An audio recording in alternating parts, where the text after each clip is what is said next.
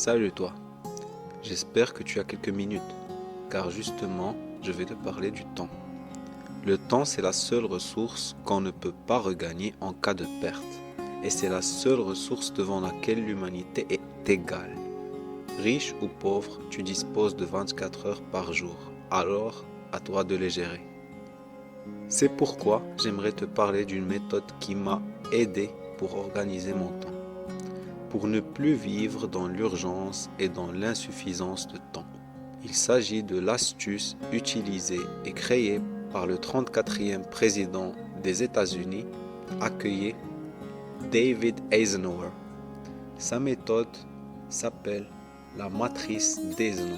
En bref, c'est un outil qui te permet de classer tes tâches quotidiennes à faire en fonction de leur urgence ainsi que de leur importance. Laisse-moi mieux t'expliquer.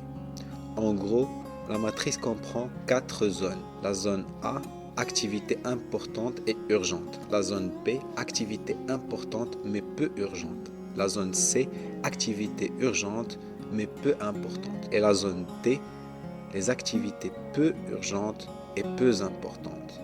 En bref, dans la zone A, on met les activités importantes et urgentes. Ce sont les tâches qu'on doit effectuer immédiatement et sans attendre. Ça pourrait être comme finir un devoir que vous devez rendre le lendemain ou bien prendre la fuite si votre maison prend feu. Dans la zone B, on met les activités qui ont moins d'urgence mais qui sont importantes pour nous. Et ce sont des choses qu'on doit planifier et organiser, comme se former pour évoluer dans sa carrière, lire un livre ou voir des vidéos pour se développer comme vous êtes en train de faire maintenant. Dans la zone C, on met les tâches urgentes mais peu importantes pour nous. Ça pourrait être une réunion de dernière seconde à laquelle vous devriez assister. Votre patron qui fait irruption dans votre bureau pour vous demander de faire des tâches importantes pour lui mais pas pour vous. Et enfin, dans la zone D, on met les activités inutiles qui ne sont ni urgentes ni importantes, comme jouer à un jeu ou bien regarder des vidéos ou films pour se distraire.